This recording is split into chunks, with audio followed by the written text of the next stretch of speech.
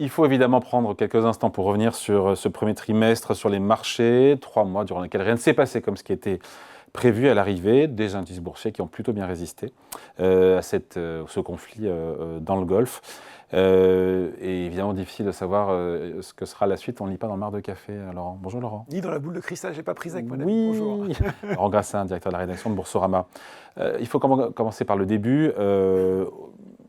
Si on s'était parlé au début d'année, tout le monde était relativement optimiste sur le marché. Ouais, même plutôt carrément optimiste sur finalement une poursuite des tendances qui avaient été remarquées, constatées en 2025, donc une poursuite de la croissance, peut-être un petit peu moins vigoureuse, mais mieux partagée à travers le monde. Finalement, la thématique de l'IA, qu'elle est restée extrêmement porteuse.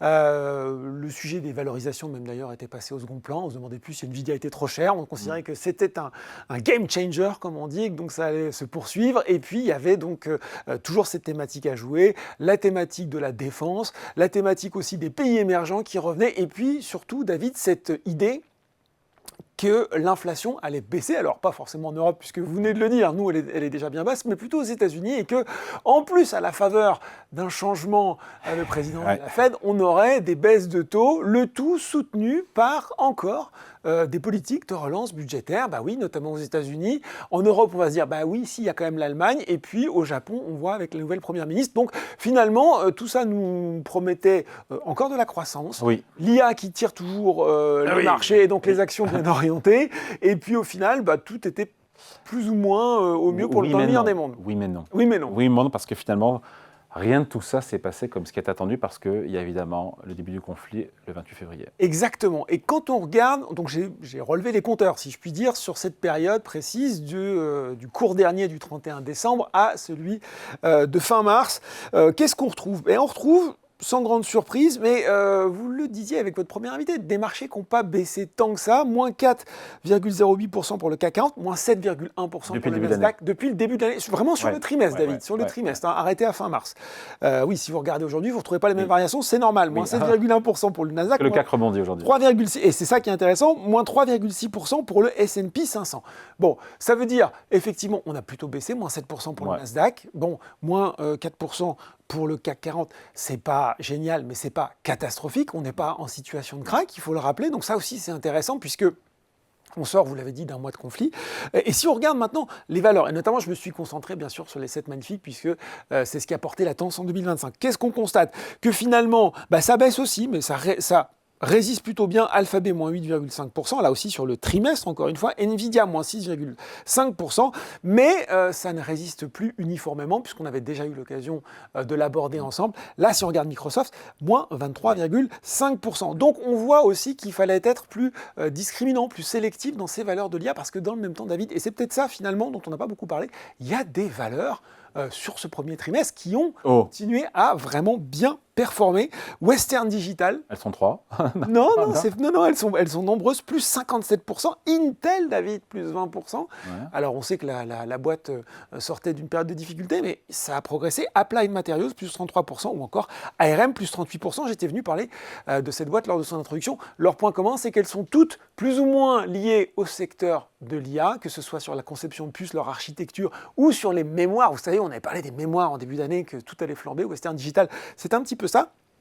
Donc ça prouve bien que finalement, même pendant cette période troublée, la thématique IA, elle restait porteuse, à condition de sortir un petit peu peut-être des grandes valeurs et d'aller chercher les relais de croissance, si je puis dire, un peu ailleurs. En tout cas, voilà. Et puis, on a quand même assisté à une certaine prudence. Ça, c'est le point aussi des entreprises. On le voyait déjà sur les résultats qui sont tombés, les résultats 2025 qui sont tombés dans ce premier trimestre, où on voyait bien que les entreprises abordaient cette année avec une certaine réserve, une certaine méfiance. Et on citait déjà l'environnement géopolitique.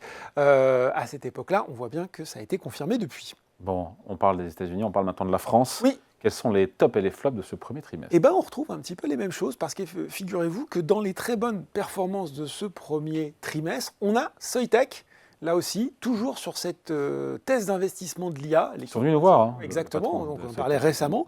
ST Microelectronics, qui a fait aussi un très beau parcours. Et puis, s'il est venu nous voir aussi, le patron de ST Micro, j'ai un trou de mémoire. Peut-être que Laurie en régie pourra me répondre. Je crois qu'il est réinvité, mais en tout cas, voilà, oui, si, il était venu parce que je me souviens avoir regardé la vidéo en préparant cette chronique et il avait expliqué qu'effectivement, après une phase de stabilisation, la croissance était de retour pour ST Micro. Donc voilà, et on retrouve là aussi, sans surprise, des valeurs qui ont bien fonctionné, que ce soit dans la défense avec les valeurs moyennes Excel, Exosens, là aussi vous avez reçu, Dassault Aviation. Ils viennent tous. Voilà, c'est ça. Fou, hein. Et puis, moins surprenant, surtout après ce mois de conflit, les valeurs de l'énergie, les pétrolières, les parapétrolières, Total Energy, plus 45%. Il est venu ou pas le patron de Total Energy? Valourec. Il est venu aussi. Hein. Valourec qui va venir, on fait un peu de pub. GTT. Patron de Valourec qui va venir, patron de GTT qui vont venir aussi. Également, je crois, Technip Energy. On va voir les patrons qui vont venir dans la prochaine donc effectivement, la part belle sur ces 3 premiers mois de l'année, sur ces valeurs. Et puis côté baisse, David, c'est plutôt finalement la continuation de sociétés qui étaient déjà en difficulté avant. Je pourrais citer Ubisoft, je pourrais citer Stellantis, Atos, Worldline. Donc voilà, c'est là pour le coup, on n'a pas le sentiment que ce soit forcément lié spécifiquement au conflit, mais que dans un environnement de marché qui est un peu plus compliqué, les déceptions continuent à se faire sanctionner en fait. Bon, après, effectivement, on peut parler du pétrole. On en a beaucoup parlé, je pense qu'on a tous compris. C'est bon, on a compris. Pris 70% voilà. Depuis le début de l'année. Autre matière première, orifère, l'or, qui... C'est vrai que l'or a déçu quelque part. On aurait pu penser que l'or qui était à 5002, monté à 5006, pourrait exploser. On voyait, JP Morgan voyait à 6300 $ à la fin de l'année. L'année n'est pas finie. On est sous les 5000. Oui, mais on l'avait déjà évoqué, David, c'est le cocktail un petit peu mauvais pour l'or que représente ce conflit, à la fois avec finalement un raffermissement du dollar qui a vraiment énormément augmenté. Valeur refuge, donc ça c'est pas bon pour l'or. Tout d'un coup on s'est retrouvé dans un contexte qu'on imagine inflationniste avec le prix du baril qui s'envole, avec si on tire le scénario macroéconomique peut-être d'un durcissement monétaire, on n'y est pas encore, mais en tout cas... C'est pas bon pour l'or, ça? Non, parce que vous savez, l'or, ça ne rapporte pas d'intérêt. Quand le taux d'intérêt réel, quand il y a une augmentation ou un taux d'intérêt réel, ça va profiter à d'autres actifs que l'or. Exactement. Et dans le même temps, il y a eu un vrai mouvement au début de la crise de correction des marchés, en tout cas de la correction des marchés de vente, parce qu'on pense que certains investisseurs, notamment particuliers, notamment aux États-Unis, ont été obligés de vendre un petit peu d'or, que ce soit notamment via des ETF, parce qu'ils avaient fait des paumes par ailleurs. Donc tout ça fait que... Il fallait bien refinancer ces paumes en vendant, là on est gagnant. C'est ça. Alors l'or s'est pas effondré non plus, parce que on oublie, mais depuis le début de l'année, il progresse quand même de 8%, puisque le prix de l'once était à 4300 $ au 31 décembre, il est aux alentours des 4006, voilà. Donc en fait, malgré tout, il est redescendu de son pic, mais il progresse encore. Donc, on ne peut pas parler d'une déception, mais on aurait pu penser que ça allait profiter, alors qu'effectivement, ça ne s'est pas avéré. On n'a pas parlé des cryptos. On n'a pas parlé les cryptos. On avait parlé du Winter's Coming là, depuis le mois de novembre et une baisse. On était à 100, je ne suis pas un expert, 120 000 $. On est redescendu à 70 000. Mais depuis le conflit dans le Golfe, c'est ça en fait. Elle tient bien. C'est-à-dire qu'effectivement, il y avait eu ce mini crack. Vous l'avez dit, qui avait été engagé d'ailleurs dès la fin de l'année 2025. Et depuis, c'est plutôt stable. C'est plutôt stable pour le Bitcoin qui avoisine les 68-70 000 $. Dernier peut-être point à mentionner, qui n'a rien à voir avec la crypto, mais qui montre aussi ce qui peut se passer dans un contexte de marché nerveux. Un des enseignements de ce premier trimestre aussi, c'est cette crise sur le crédit privé. Vous savez, le fait de prêter de l'argent aux entreprises non cotées. Comme d'habitude, ça s'est déclaré aux États-Unis avec des ressemblances avec l'histoire de 2008. Vous avez fait une chronique là-dessus. C'est pas la même taille de marché, c'est pas la même. A priori, les banques sont quand même beaucoup moins exposées. Mais il y a eu cette crainte en se disant, finalement, il y a quand même un paquet de fonds d'investissement qui ont prêté à des entreprises et on se demande, notamment dans le secteur du logiciel, si avec l'IA, elles vont garder ce sentier de rentabilité qu'on... Si c'est juste localisé à ce secteur-là, ça va, c'est gérable. Bon, là aussi, il y a eu un mouvement de panique, on a vu beaucoup d'articles sur le sujet, ça c'est en train de se dégonfler, a priori on n'est pas sur les mêmes ordres d'importance, et puis notamment sur l'Europe, on ne sélectionne pas tout à fait les entreprises de la même façon, donc là-dessus au moins, on a retrouvé un peu de sérénité. Si on résume, avant de se projeter un peu, Laurent, finalement des marchés qui ont été agités, c'est normal, on le saurait pour moins que ça, mais qui résistent quand même pas mal au final, non ?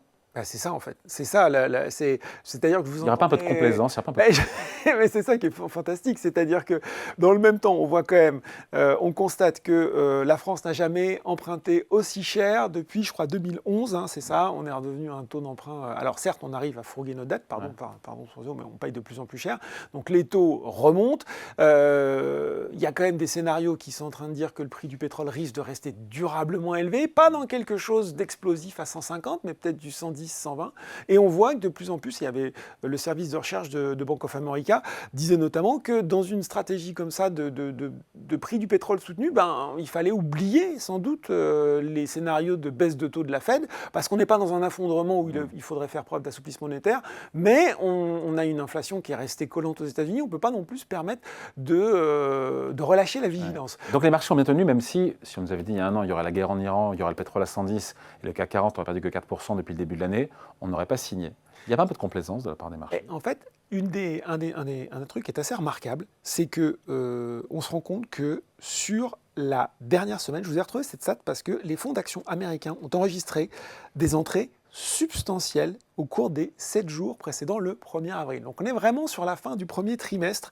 7,5 milliards de dollars, on pourrait se dire, bon, c'est pas énorme non plus. Après, déjà, des achats nets d'une valeur d'environ quasiment 37 milliards de dollars au cours de la semaine précédente. Ça, c'est LSEG qui nous dit ça. Ça veut dire quoi?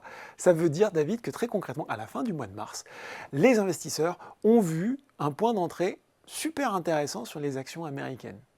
Et pour répondre à votre question de la complaisance, on se dit, mais attends, parce que là, on a des marchés, on a le détroit d'Ormuz qui reste fermé, on a un ultimatum à ce soir, on a a priori des infrastructures, même si c'est difficile de savoir véritablement, mais on a des infrastructures de production de pétrole et de gaz qui ont été touchées, on sait que ça prend du temps à remettre en activité de telles structures, donc on se dit, mais comment un choc comme ça, surtout si on compare à ce que les vieux comme nous ont connu dans les années fin des années 70, comment l'économie peut... Ils ne sont pas concernés. Comment l'économie peut se remettre aussi rapidement, ou en tout cas comment on ne voit pas arriver un épisode de ralentissement très fort, voire même récessif. Et pourquoi c'est pas pricé par les marchés? Parce que pour le moment, j'ai le sentiment que justement ces données-là, elles vont mettre du temps à redescendre, dans ce qu'on appelle la hard data, c'est-à-dire à la fois les prévisions macroéconomiques, à la fois sans doute les carnets de commandes des entreprises, à la fois aussi leurs résultats. Donc on aura le prochain test, ce sera les semestriels, donc on sera fin juillet. Et là, on verra si on commence à avoir un ralentissement. On aura des indicateurs d'inflation, je crois qu'il y en a qui arrivent cette semaine. Vendredi. Voilà, exactement, aux États-Unis, exactement, CPI, puis il y a le PCE qui est pas très loin. Mais pour le moment, en fait, j'ai l'impression qu'on est vraiment rivé sur le court terme et que, pour répondre à votre question, comment peut se présenter le deuxième trimestre? Oui. Un peu à l'image de ce qu'on voit en ce moment, c'est-à-dire que finalement... Aujourd'hui, le CAC 40 augmente de 1,4% au moment où on se parle, alors qu'il y a un ultimatum ce soir de Donald Trump qui promet de raser entre guillemets les installations électriques. David, qu'est-ce que vous voulez dire de plus? Ce sont des marchés qui sont en déconnexion complète de ce qu'on ressent, en tout cas du sentiment qu'on a. Alors certes, on pourrait dire aujourd'hui, et c'est vrai parce qu'on n'en parle pas, peut-être pas assez, mais les économies des années 2020, 2025 ne sont pas celles des années 70, on sait. En partie, quand même, tout ce travail de transition énergétique a porté ses fruits. On est quand même plus décorrélé des cours du pétrole qu'on l'était à une époque. On l'est toujours, mais on l'est moins. Il n'empêche que, voilà, à partir d'un moment, on voyait déjà quand même que certaines entreprises dans le tourisme ont perdu l'essentiel de leurs clients. Les compagnies aériennes sont en train de regarder, effectivement, si elles suppriment des vols parce que le cours du kérosène est trop cher. Donc, bon... On ne peut pas imaginer que ça n'aura pas d'effet, mais pour le moment, effectivement, je pense que les investisseurs restent fascinés, ou en tout cas à l'écoute de ce que va dire Donald Trump à déclaration, et que ça suffit à leur bonheur. Bon, et ça peut, moi, je pense que ça peut tenir jusqu'à ce qu'encore une fois, on ait des chiffres en dur sur des prévisions macro, sur de la récession. Ça peut tenir encore un trimestre comme ça, quasiment. Allez, merci beaucoup. Explication signée Laurent Grassin, directeur de la rédaction de Boursorama. Merci Laurent. Merci David.